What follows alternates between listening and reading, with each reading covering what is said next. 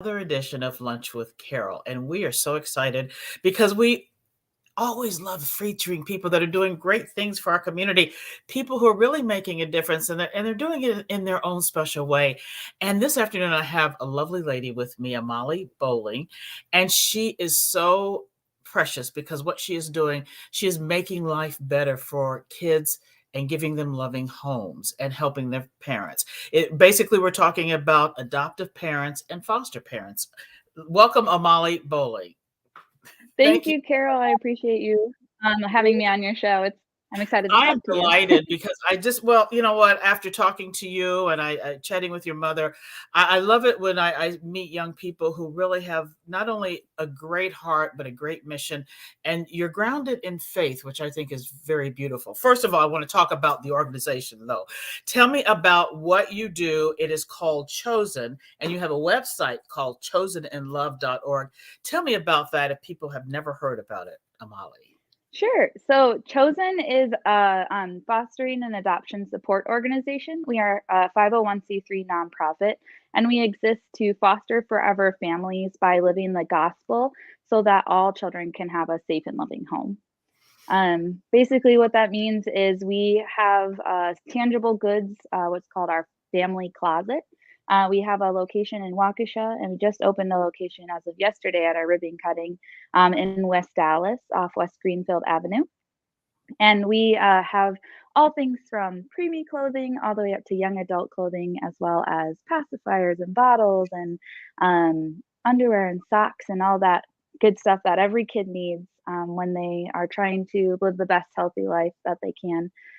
So we provide our foster families and our adoptive families with all of those tangible things that when kids come into foster care, a lot of times they don't have anything, whether that's even the clothes on their back or even too small of clothes that are they're wearing. So we want to try to provide all that we can for kids coming into the care so that their foster parents or their grandma or grandpa, whoever is caring for them in their new change of life, is able to care for them at the best rate that they can. That also means that we do education out in the community. So we go into different organizations and we talk about foster care and the need for foster parents and people to be support people for our foster families as well. And then we gather our foster parents and our foster families into a community type thing where we have outreach events, and it's a lot of fun. We do little parties and that kind of stuff for everybody so that the foster kids and adopted kids can have people in their lives that are just like them. Very important. And that's like a social support group. I love that idea because everybody needs somebody to vent with. Yes. Oh, yes. It's just a part of life. Now, Amalie, about the family closet, are these new items that parents can come get? Or are they new or used, or what kind of items are they? They're both. So we accept gently new, used clothing. And then anything beyond that, like the toiletries and the underwear and the socks and all that has to be new. We just want to be able to provide those items brand new for our families rather than used or tattered and everything. So we do accept used and new clothing as well, but we do have some gently used. But we do try to keep it on trend as much as possible based on the donations that we have, because our philosophy as we're working or as I'm working with the volunteers is if you wouldn't put it on your kid, then maybe Absolutely. it shouldn't be in the pile, because we don't want them to stand out even more than they already are. Right. It's not a place to dump your trash. So make sure. Exactly. I Exactly. can't stand that. Now, Amalie, one of the things that I love about your organization is not only are you providing this tangible support, but you're giving parents and kids a chance to thrive in an environment that they can feel good about themselves. You know what I mean? Because a lot of Yeah. times when kids are foster children or they're adopted children, they feel that other people aren't the same as them. And you have a beautiful way. You were trained as a beautiful way when you were growing up because you were adopted. Tell me what your mother told you when you were young. So both my mom and my dad always told me and my brother, who is also adopted, that we are chosen twice, once by God and once by them. So they told us all the time that being adopted was normal. My parents ran a adopted and supportive or adoption and infertility support group when I was growing up. So I grew up around more adopted kids than I did non-adopted kids. So I thought it was normal. And my mom and dad, or my mom used to say, "You're adopted and you're special." So when I was really little, my mom loves to tell this story, but when I was really little, I used to say, "I'm a doggy and I'm special," because I couldn't say adopted. But Well, I that's think this is how. a beautiful story, and I think your mother very wise, mother and father very wise to have made you so healthy and secure and loved. Because you told me at one point that your goal was not necessarily to find your biological mother. She sought you out. I think is that correct? She Essentially, my birth siblings did, and it wasn't so much that I didn't want to meet her or that I didn't think that it was necessary. Essentially, it was more that I viewed her so much as a hero in my life because she gave such it was took so much strength and so much bravery to put me up for adoption because she knew that that would be better for me in my life. So because of that, I always held her up at a pedestal, and she was always a hero to me. So to me, it was this really cool person that was almost unattainable to meet. So because of that and having that viewpoint of her, I I felt so secure knowing that she was a really cool person in my mind anyway, and she is in general, but Well, um, that's a beautiful story, because a lot of people they have that question mark and then they don't feel the support. But apparently, your parents did such a great job in raising you and passing the torch on because you not only had a biological child, and at 4 months you adopted four siblings. Can you talk about the beauty of that and the joy of that decision between you and your husband? Yes, we had our kiddos that we adopted actually for 4 years prior to adopting them out of foster care, and so we when we met all of them, we just couldn't. It just was one of those things that God laid on our heart. Like these are your kids that you need to love and take care of, and so because of that, we really debated. Like, is this the best choice for us? As going forward, being there forever family. And when we decided that that was good for our family, my husband and myself, um, and the kids, we couldn't resist but be so happy about it. And then we found out not long after that we were going to have the opportunity to be adopting the kids that we were pregnant. And so having our daughter 4 months prior to sealing the deal, as we say, with adoption, was kind of a little bit of a roller coaster, but it was really cool because they talk about instant family, and that was definitely an instant family for us. So Well, it was really sweet. it's a great story. God laid it on your heart, and I love the way you say that, and the fact that, well, the love that you are able to give. And at 31 years old, you have five children, so and they still need mommy's care. Yes, they do. So, so it's not easy. Now for people who want to help out Chosen and want to donate in any way, what can they do? How can they reach you? Amalie, just to, because I think a lot of people are interested in organizations that help families.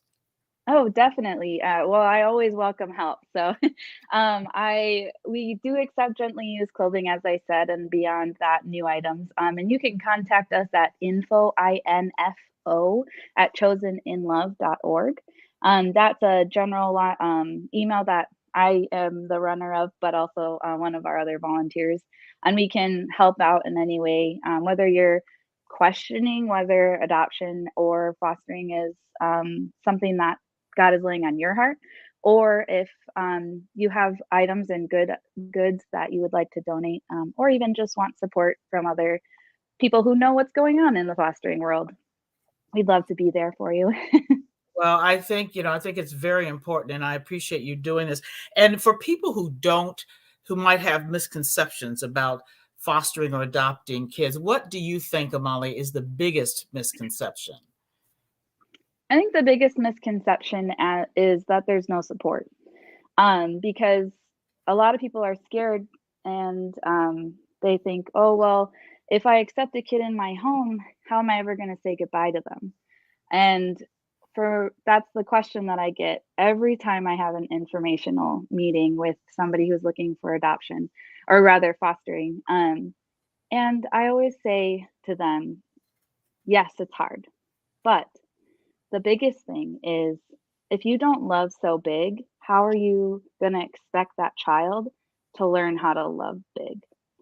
So my heart is when our kids were potentially going to be going home as well, we always said if we don't love them as big as we possibly can, how will they ever know what that love looks like? And yeah, it might hurt if they leave, but at the same time, you can know that you taught them how much love is important in their life. And they are little people. They don't know how to process that in a way that us big people do. So it's easier. I use quotes there. Easier to for us to say goodbye rather than them to. So if you don't give the love, then how do you expect them to learn love? Um, that's what I always tell anybody anyway when they ask that question. That's a very beautiful way to put it, Amalie. And I think that's something we have to think about because we can't live our life out of fear of what might happen or what will happen. We have to just embrace it in the Mhm. moment and in the days. But that's a beautiful way. I never thought of it that way. And that's a great way to explain really a lot of things because I know people who are afraid to get animals or pets because they say, Yes. "Oh, I can't deal with it passing." But Hmm. that's interesting. It's a part of life. So that's very wise of you. Now, at only 31, where did you get all of this wisdom and this ability to manage not only 5 kids, but your own nonprofit? How did you do this? Oh, I don't know. By God's grace.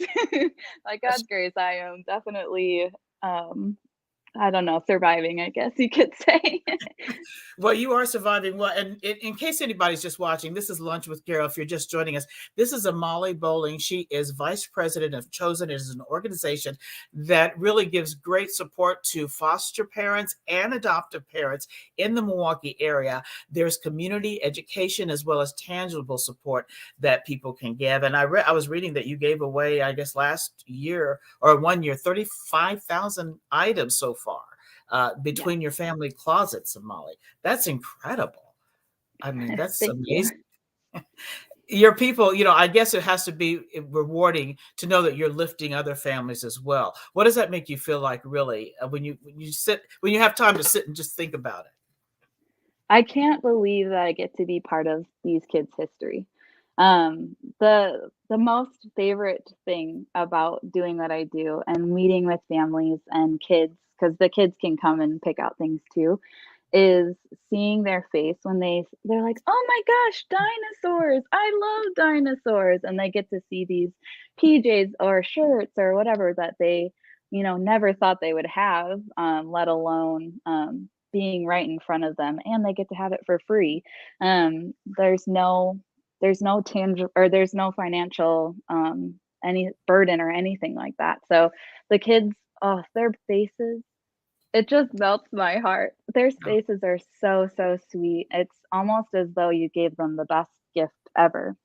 Whenever I get to have that opportunity, which is daily, it every time it blows my mind, and I can't believe that I get to be doing what I'm doing and allowing these kids to smile, whether their life's been so difficult or otherwise. So I That love is it. so, yeah, how rewarding and what a great way to put it. And you co-founded this organization with your husband as well, which is amazing. And your mother also works with it. Now, I also want to talk about quickly, you wrote a book. You and your mom wrote a book about your journey, which I have to get. I have to confess, I haven't gotten it yet, but I have to read because it's about your journey coming into her life. I love the story. Yes, it's called Dear Lois: Our Adoption Journey. And my mom, Karen Schlenwein, and I co-wrote it. But yes, it is my mom. I'll give you a little synopsis. But my mom, Karen, wrote my birth mom, Lois, letters every year of my life from 0 to 18. She would write a yearly letter, just kind of recapping what happened, things I was learning, opportunities that I had, hard things in general. And we went and met my birth family in 2012. And we saw that they had kept all of those letters. And now this was in the 90s, so they were majority of them were handwritten. So we only had one copy. And it was the copy that my mom sent to Lois. And they had pulled it out in a book of sorts, like a memory book. And they were all tattered and torn, read many, many times, tear stained and everything. And so we realized how important it was that my mom did that, and how important it was that they received that. And I got to meet my birth siblings, my brother and my sister, who are both older than me. And then I also got to meet my birth mom, Lois, which was really incredible. Unfortunately, she did pass away a couple weeks after I met her. But Wow. in order for us to honor her, like I was saying earlier, she was our hero, or my hero rather. She We wanted to honor her by showcasing how important these letters were, and how the journey that we went through on our end, but also the journey that she went through with my birth siblings on their end. And so they actually contributed to the book and gave their perspective of what it was like to be the birth family in that situation. So I like the book, but I'm a little biased, so But it's it's beautiful. good. It's a beautiful story, and luckily you met your biological mom just a few weeks before she passed away. I mean, I mean that probably gave her so much peace, and you as well. Yeah, it was a really neat experience. It was difficult to come to the terms of meeting your hero, but it was really neat to be able to have that experience. The reason we went to meet her was because we knew she was not doing well. So I'm so grateful that my birth siblings reached out to us. Well, what a gift, and what a gift she has given, what a gift your mom and dad, your adoptive parents have given the world, and you continue to share it and to pass it on. So we are blessed. I thank you so much for being my guest this afternoon, and I just look forward to not only reading your book, but just telling people more about what you're doing in the Milwaukee area, because I think it's so crucial. And we're going to we're so excited because we're going to feature you on a Positively Milwaukee story coming up soon, because I think we all could really benefit and make families stronger and kids happier, and we can all do our part. So Amalie Bowling, you are doing your part. Thank you so much, and I will be talking to you soon. And thank you Thank all you, for joining Carol. me. Thank you for joining me for Lunch with Carole, and I'll see you next Wednesday with another inspirational person. So don't go away.